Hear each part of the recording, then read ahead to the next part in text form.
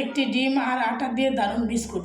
প্রথমে আমরা লেবুর খোসা ভালোভাবে ক্র্যাশ করে এখানে দিয়ে দিচ্ছি এবং 1 চামচ লেবুর রস, তারপরে একটি ডিম, পরিমাণ মতো লবণ, 1 কাপ চিনি, হাফ কাপ সয়াবিন তেল হ্যান্ড উইক্সের সাথে ভালোভাবে মিক্স করে নিব যাতে চিনির দানাগুলো মিক্স হয়ে যায়। মিক্স হয়ে গেলে আমরা 1 কাপ আটা দিয়ে দিব, দিয়ে ভালো করে হাত দিয়ে মিক্স করে নিব। এই পর্যায়ে যদি আরও লাগে তখন আমরা আরও মিশাবো।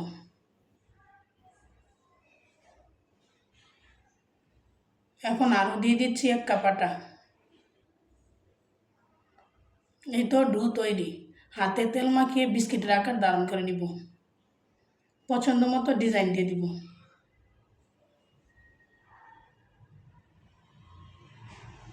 ভিডিওটি ভালো লাগলে অবশ্যই সাবস্ক্রাইব করবেন।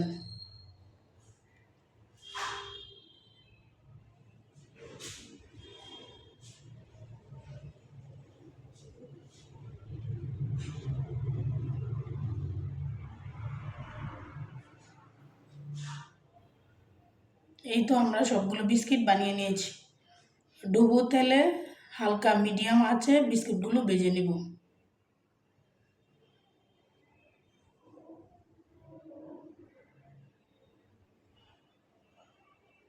এখন উল্টিয়ে দিব।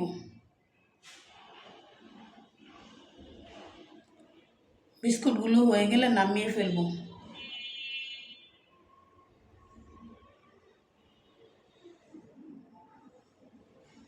এই তো হয়ে গেল একটি ডিম ও 2 কাপ আটা দিয়ে মজাদার বিস্কুট।